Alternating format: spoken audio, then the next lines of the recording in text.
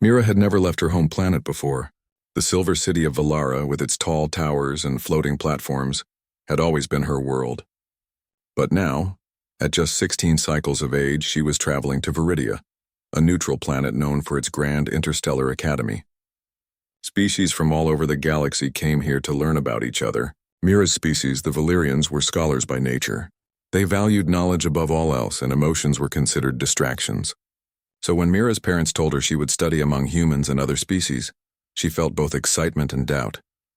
As her transport ship descended onto Viridia's surface, Mira peered out of the window. The planet was lush with green forests, wide rivers, and cities that gleamed under twin suns. She had heard stories about humans, short, soft-bodied creatures who laughed, cried, and could bond in ways her people considered almost mythical. Most Valyrians thought that humans' ability to reproduce year-round was a legend, something exaggerated by human travelers. Mira had always been curious, but now she would see them herself. The academy was larger than anything Mira had imagined. Its halls stretched into the sky, filled with students of all shapes, sizes, and colors. Some had wings, some had multiple limbs, and others, like the humans, were simple and fragile-looking. Mira felt a flutter of nervousness. She was one of the youngest Valyrians here, and she wanted to make a good impression. Her first lecture was in the biology hall, a massive chamber with holographic displays of different species. Professor Tanric, a tall alien with 6 eyes, spoke about interspecies reproduction and evolution. Mira's ears perked up when humans were mentioned. Humans, Professor Tanric said, are unique among known species. Their reproductive system, combined with their emotional connections, allows them to form lifelong bonds. Some of your textbooks may call this mythical, but it is very real. The room buzzed with whispers. Mira noticed some alien students giggling and exchanging looks. Mythical, one of them whispered. Humans cannot possibly reproduce year-round. Mira frowned. She had always been taught to trust logic and evidence, not myths. She wanted proof. After the lecture, Mira stayed behind, quietly examining the holographic displays of human anatomy. The complexity of the system fascinated her. It was unlike anything she had seen in Valyrian biology. She could see how humans were designed to adapt, survive, and form strong emotional connections, but she still wondered, could it really be true that humans could reproduce at any time? Curious about humans? A voice asked. Mira turned to see a human boy standing nearby. He looked calm and confident with a warm smile. Yes, Mira admitted. I have read about them, but much seemed strange. Some of my people even say it is a myth. The boy laughed softly. I am Lucas. Humans are not a myth, I promise. I can explain if you want. Mira hesitated. Talking to a human directly about reproduction was not something her species usually did. But something in Lucas's eyes made her trust him. I would like that, she said. Lucas gestured for her to follow. They walked through the hall, past alien students chatting about planets and cultures. Humans are simple in some ways, he began, but very complex in others. We bond emotionally and physically. Our reproduction is tied to trust, choice, and connection, not just biology. It is not magical, but it can feel extraordinary to those who experience it. Mira listened intently. She had never thought about reproduction in terms of emotion. In Valyrian culture, it was purely scientific, mechanical, predictable, and without feelings. Lucas's explanation puzzled her. Could something so personal really be part of a species' strength? Do humans really reproduce all the time? She asked. Lucas smiled. We are unique in that way. It is not always easy or convenient, but it is possible, and the emotional bonds make it even stronger. Mira nodded slowly. She wanted to believe him, but she needed to see it for herself. I will need to observe more to understand fully. Lucas's eyes sparkled. Then you shall. But remember, it is not just about observation. You have to understand feelings too. Humans are not just bodies, they are hearts and minds as well. The bell rang, signaling the end of the lecture period. Students began to scatter. Mira felt a mix of excitement and nervousness. She had arrived at the academy seeking knowledge, but now she realized that understanding humans would require more than books. She would need to witness, interact, and perhaps even experience life as they did. During the evening, Mira explored the academy's dormitories. Each species had its own quarters, but the human section felt surprisingly welcoming. Simple furniture, soft lighting, and laughter echoed from the halls. Mira paused outside a human room where Lucas and 2 other students were talking quietly. Their voices were gentle, their gestures warm and expressive. Mira felt an unfamiliar emotion stirring inside her, a mixture of curiosity and awe. She retreated to her own dorm, which was neat and efficient, typical of a Valyrian. But as she lay down, she could not stop thinking about Lucas's words. The idea that humans could form bonds so deep, and that their reproduction was tied to emotions, challenged everything she had believed. Her mind swirled with questions. How could such a fragile species survive in a galaxy full of dangers? How could something so emotional be so strong? That night, Mira stared out of her dorm window at Viridia's twin moons. Stars stretched across the sky, distant and cold yet full of possibility. She realized that her journey at the academy would not just be about learning facts. It would be about discovering life in ways her people had never considered. She felt a spark of determination. If humans were truly capable of what Lucas said, she would witness it firsthand. The next morning, Mira joined the first human-led exercise at the academy. It was a cooperative training session designed to teach trust, teamwork, and communication. Humans worked closely with alien species, demonstrating patience, strategy, and empathy. Mira observed Lucas coordinating the team. He moved with calm authority, listening to others, offering guidance, and supporting each member. The humans' ability to connect with one another was remarkable. During a break, Mira approached Lucas. "I want to understand more. Not just the biology, but the way humans connect, feel, and trust." Lucas nodded. "Then you will see. But it will take time. Understanding humans is about more than watching. You must experience and feel too.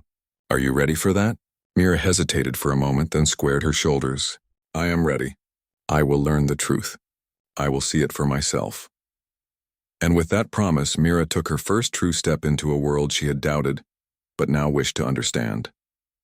A world where humans were not myths, but living, breathing, extraordinary beings.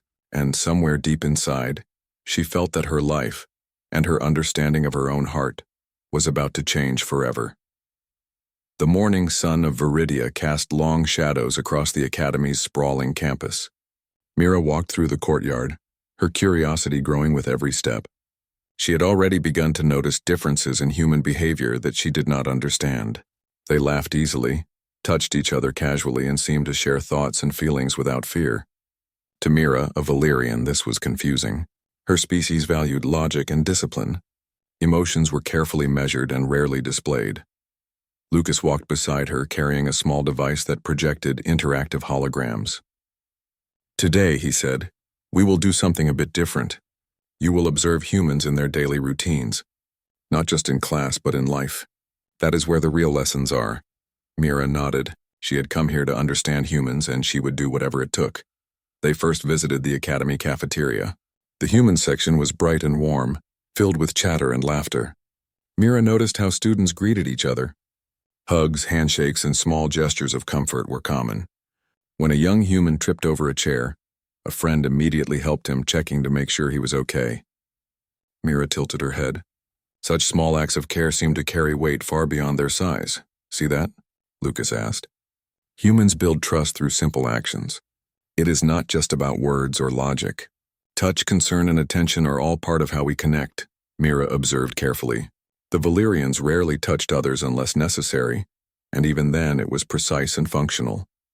Watching humans made her wonder how they survived emotionally in a universe filled with danger and unpredictability. Next, they visited the academy's recreation hall. Humans were playing a team sport called basketball. The game involved speed, coordination, and constant communication. Mira watched how they worked together. Every move was synchronized, but there was also room for spontaneity. Lucas explained, "Humans thrive on cooperation and trust. We bond while solving problems together. It is the same principle that underlies everything: friendship, family, and even reproduction." Mira's curiosity deepened. "Reproduction?" she asked. Lucas smiled gently. "Yes, humans reproduce through bonds. Emotional and physical connection are both important. We choose partners carefully. But unlike many species, humans are capable of doing this year-round. Our emotions, instincts, and biology work together. It is not just an act, it is an experience." Mira frowned slightly. Her mind struggled to grasp this. In her species, reproduction was purely mechanical. There was no room for emotion or choice. The idea that humans combined body and mind fascinated her, but it also made her skeptical. Too ill. The academy's morning air was crisp, carrying the faint scent of Viridia's blooming flora. Mira walked along the pathways, her thoughts still lingering on the lessons she had learned about humans. She had seen them laugh, care for each other, and build bonds. But now she wanted to understand why these connections were so strong. Humans seemed fragile, yet they were resilient. Their strength puzzled her. Lucas joined her at the courtyard, carrying a small notebook filled with diagrams and observations. "Are you ready for today?" he asked, his voice calm and reassuring. Mira nodded. "I want to see more. Not just humans in action, but humans interacting naturally. I want to understand why your bonds are so strong." Lucas smiled. "Then today will be interesting. You will participate in exercises that test both physical coordination and emotional awareness. Humans excel at both." They arrived at a large field where groups of students were assembling. The exercise was a challenge called Coordination Web. Pairs and small teams had to navigate a maze filled with obstacles while carrying delicate items. Success depended on trust, communication, and careful timing. Mira noticed that many alien species approached the task mechanically, calculating paths and movements. Humans, however, communicated constantly, adjusting for mistakes, encouraging each other, and adapting together. When it was their turn, Lucas paired with Mira. "Stay close and follow my lead," he said. "But also feel the rhythm of our movements. Humans are strongest when we work together naturally, not just logically." Mira hesitated, unsure how to combine physical movement with emotional awareness. But as they started, she noticed something unexpected. Lucas adjusted his pace to hers, spoke words of encouragement, and subtly guided her hands when needed. The warmth of his attention was unlike anything she had felt among Valyrians. There was trust but also care. She began to respond instinctively, her body moving more smoothly with his guidance. As they progressed through the maze, Mira felt an unfamiliar sensation. Her heartbeat quickened and a warmth spread across her chest. It was not fear nor excitement from competition. It was a connection, an emotional resonance she could not fully describe. She realized that humans did not just think about each other, they felt for each other. When they finished, Lucas turned to her with a grin. "You did very well. Humans often form bonds through shared challenges. It is part of how we learn to trust each other." Mira was silent for a moment, absorbing the meaning. She had always trusted her own logic, but this was different. It was instinctive, immediate, and deeply human. She wondered if all of this, the care, the laughter, the support, was connected to reproduction as Lucas had described. Later, during a break, Mira observed humans playing a quiet game of storytelling.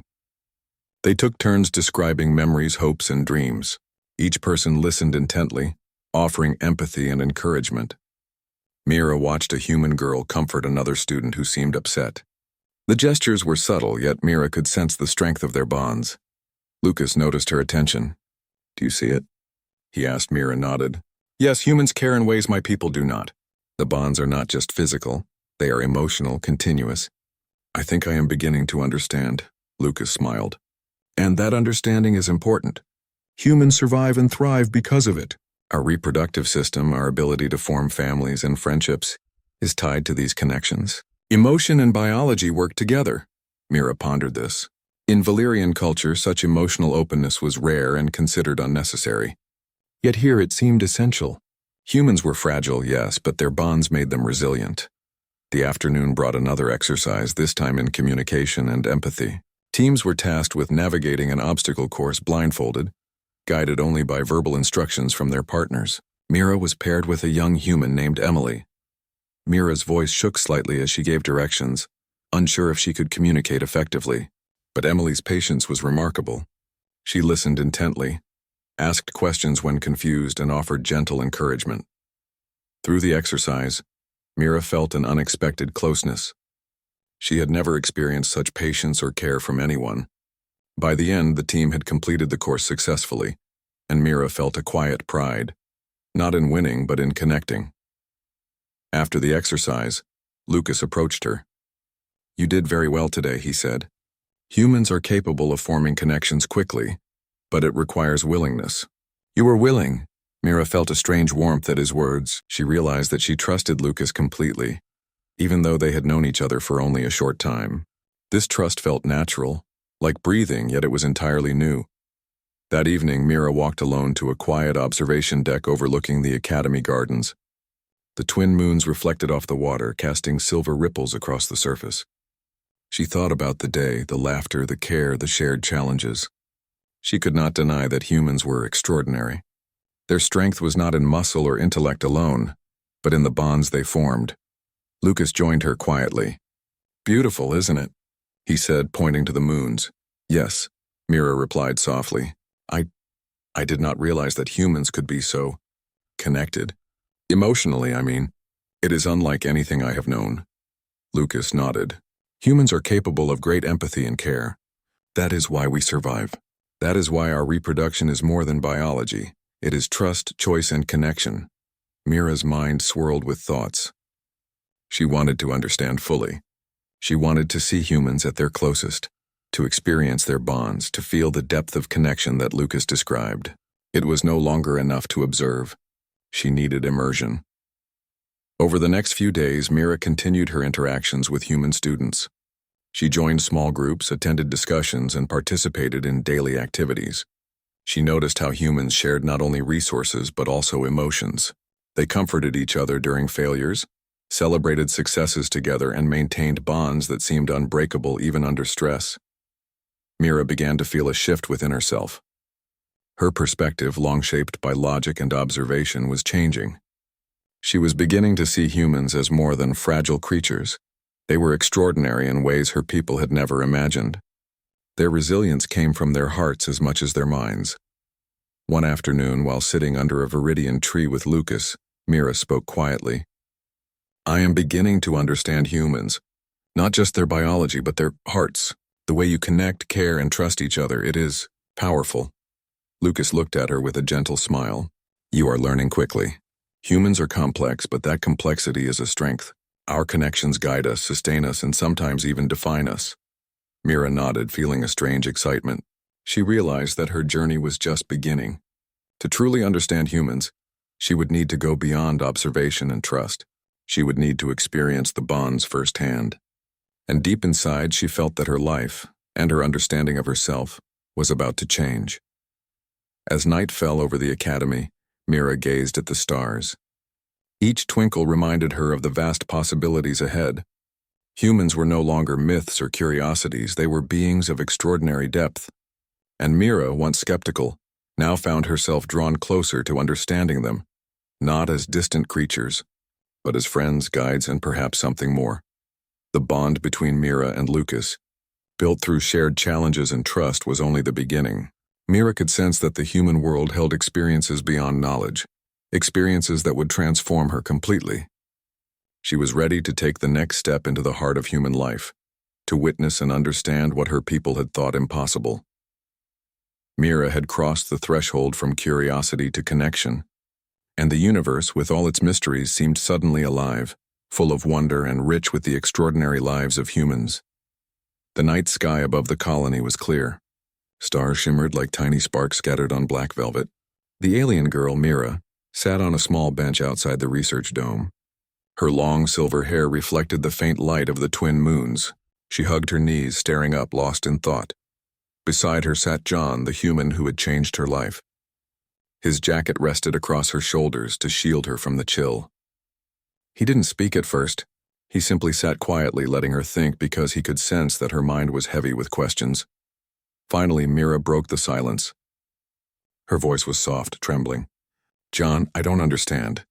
Everything I was told about humans, about how you continue life, it was said to be only a story, a strange myth told to children. But now my own body tells me it is true. How can this be?" John turned his head and studied her face. Her silver eyes were filled with confusion and fear. He wanted to choose his words carefully. "Mira, your people believed it was a myth because they didn't see it themselves. They don't live the way we do. Humans, we reproduce naturally. Our children are not grown in machines or engineered by councils. They're born from us, from love, from choice, from something real." Mira shook her head. "But why did no one know? Why was it never recorded in our histories? We have visited many worlds. We have studied many species. Yet this truth about humans, why was it hidden? John leaned back, looking at the stars above. Maybe because your people didn't want to believe. Maybe because it was easier to call it a myth. If something doesn't fit their way of life, they erase it. But the truth doesn't disappear. The truth waits until someone discovers it again, and now, that's Soyo. The dawn on Viridia was soft, with golden light spilling over the academy grounds. Mira woke with a lingering tension in her chest. The events of the previous night weighed heavily on her. Her people had come, threatening, judging, and yet they had not taken her. She knew this reprieve would not last. John was already awake, quietly preparing breakfast for them. He had learned early that humans worked best when calm and steady in moments of crisis. Mira watched him, feeling the strange comfort of his presence. His calmness grounded her, helping her focus on what mattered, understanding humans and through that herself. "Are you ready for today?" John asked gently, setting a plate of food before her. Mira nodded. She took a deep breath. "I have to be. I need to learn everything humans can teach me." After breakfast, they walked to the Academy's simulation chambers. Today's exercises were not about physical skill, but about emotional awareness and empathy, an area Mira had never been tested in before. The room was dim, with holographic projections of different life scenarios, families caring for children, friends comforting each other, and strangers helping one another in crisis. Lucas, who had joined them, explained the purpose. These simulations teach humans to sense emotions in others and respond appropriately. This is part of how we bond and how trust is built. Pay close attention, Mira observed quietly.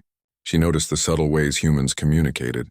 The tilt of a head, the softening of eyes, the slight touch on a hand. Each gesture carried meaning, invisible yet deeply understood. Mira realized this was unlike anything her people did. Valerians relied on logic, calculation, and explicit signals. Humans communicated through emotion, naturally and fluently. During one simulation, Mira was paired with a human girl named Emily. They watched a holographic scene of a mother comforting a child who had been injured.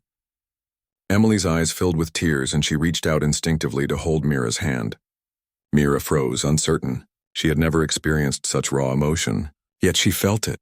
Empathy stirred within her. "Feel it," Emily whispered softly. "Feel their pain and let it guide your response." Mira concentrated. Slowly she realized she could sense the child's fear, the mother's love, and the bond that connected them. Her chest tightened and she felt warmth spread through her body. She instinctively mirrored Emily's gestures, offering comfort. For the first time, Mira understood that human connection was more than observation. It required participation, feeling, and choice. After the exercise, Mira stepped out into the garden courtyard. She felt different, lighter yet more aware. She turned to Lucas. "I think I understand now. Humans are extraordinary. Their strength comes not from muscle or logic alone. It comes from feeling, from empathy, from caring deeply for each other." Lucas nodded. "Exactly. That is what makes humans capable of surviving in ways other species cannot. Our emotional bonds guide our choices, our reproduction, and our lives. It is not a weakness, it is our power." Mira thought about herself. Her body, her heart, and her mind were slowly learning what humans had known all along. Her trust in John, her growing understanding of emotional connection, and the mysterious changes within her own body were all parts of this realization. Later that day, Mira and John attended a discussion group with other human students. They shared personal stories of friendship, care, and family. Mira listened, fascinated. She was drawn to the depth of human emotion, the pride in small achievements, the sorrow of loss, the joy of shared moments. One story particularly caught her attention. A young human boy described how he had saved a friend during a dangerous mission, and how that bond had grown into a lifelong connection. Mira felt a pang in her chest. She realized that humans did not just reproduce physically. They reproduced trust, care, and support through their actions and choices. After the discussion, Mira confided in John. "It is overwhelming. I thought I was studying biology, but it is so much more. Humans create life not only through birth, but through trust and love. And I feel it inside me, something I cannot fully explain." John smiled gently. "That feeling is real. It is life, Mira. Not just your body, but your mind and heart. Humans live this way, and you are now a part of it." Mira's chest tightened again. The truth of human reproduction, Physical, emotional, and spiritual was no longer abstract. She had felt it, seen it, and now she understood. Her skepticism had vanished. The next morning, the Academy received urgent news. Scouts had detected another fleet of Valyrian ships approaching Viridia. Mira's heart sank. Her people had not given up, and they would likely try to take her away or erase the truth she now embodied. Jon placed a reassuring hand on her shoulder. "We will face this together," he said. "We are not alone. You've seen the strength of humans, the bonds we form. That strength will protect us." Mira nodded, feeling a mixture of fear and determination. She knew that understanding humans and their emotions was only part of her journey. She also had to protect the life growing within her and the truth it represented. When the Valyrian ships landed, Mira stood at the edge of the field with Jon and other human allies. The air was tense, charged with uncertainty. The high official who had confronted her before stepped forward, his expression grim. "Mira of House Lyra," he said, his voice cold. "You have continued in defiance. You embrace the forbidden practices of humans. You will be returned for correction." Mira drew a deep breath. Her hands trembled, but her mind was steady. "Correction cannot erase truth," she said firmly. "What I carry is real. Humans are extraordinary. Our connection is strong. You cannot take that from me." The official's eyes flickered with irritation. He motioned for his soldiers to advance, but the human defenders, coordinated by Jon, stood firm. Weapons were raised, but there was no immediate violence. Both sides hesitated, recognizing the potential consequences. Jon stepped forward, his voice calm but firm. "This is not a myth, and it is not something to be erased. Mira's life and the truth she embodies is proof of human strength, our resilience, our connection, and our capacity to survive. You cannot undo what is real." Mira felt a surge of pride. She had once doubted humans, once thought their abilities were exaggerated. Now, standing here, she understood the truth. Humans were extraordinary, not only in body but in heart and mind. And through her, that truth could no longer be denied. The Valyrian official hesitated. He studied Mira, the determination in her eyes, the calm support of the humans beside her. Slowly, he raised a hand, signaling his soldiers to retreat. Mira exhaled, relief washing over her. She had not only survived, they had witnessed the power of human connection firsthand. That evening, Mira and Jon returned to the observation deck. The twin moons reflected off the water, creating a serene scene. Mira leaned against Jon, feeling the warmth of his presence. "I understand now," she said softly. "Humans are not myths. We are strong because of our bonds, our trust, and our care for each other. And I feel it in myself. I am no longer just an observer. I am a part of it," Jon smiled, "and that is the most important lesson. Life is not just about survival. It is about connection, about choice, about love and trust. You are learning, Mira, and you are stronger for it." Mira looked up at the stars. The path ahead was still uncertain, and the threat of her people remained. But she no longer feared the unknown. She had learned the truth, lived it firsthand, and now understood the extraordinary strength of humans in ways her people could not comprehend. For the first time, Mira felt not just curiosity, but hope. The future was wide open, and she would face it with courage, knowledge, and a heart ready to embrace life as humans truly lived it. The morning sun rose over Viridia with a golden glow, casting long shadows across the academy grounds. Mira stood at the edge of the observation deck, her silver hair catching the light. Her heart was steady now, no longer trembling as it had been when her people first arrived. She had faced fear, doubt, and disbelief, and she had emerged stronger. Jon appeared beside her, carrying 2 cups of warm tea. He handed one to her. "It's a quiet morning," he said, "but we both know calm won't last forever." Mira nodded. "I am ready, Jon. Whatever comes next, I will face it." The Academy had prepared for the possibility of another arrival from Mira's homeworld. Scouts reported movements in the distance, ships approaching slowly but deliberately. Mira took a deep breath, feeling the steady rhythm of life within her, the life she had once doubted existed. "This is not just about survival anymore," she said softly. "It is about truth. What I carry, what I know, cannot be hidden." Jon's eyes met hers. "And that truth is powerful. Humans survive because of it. You've seen it, you've lived it, and now others will too. The first ships appeared on the horizon. Their engines glowed blue, and the wind they kicked up whipped dust across the fields. Mira's people had arrived again, but this time she did not feel helpless. She had grown, learned, and understood. When the ramp of the lead ship lowered, a familiar figure emerged, the high official who had confronted her before. His eyes scanned the assembly of humans and Mira. "You continue to defy us, Mira of House Lyra," he said, his voice cold and firm. "Your actions are forbidden. You will return with us or face consequences." Mira stepped forward, her posture calm but confident. She spoke clearly, each word deliberate. "Correction cannot erase reality. The truth is here. It is in me, in my life, in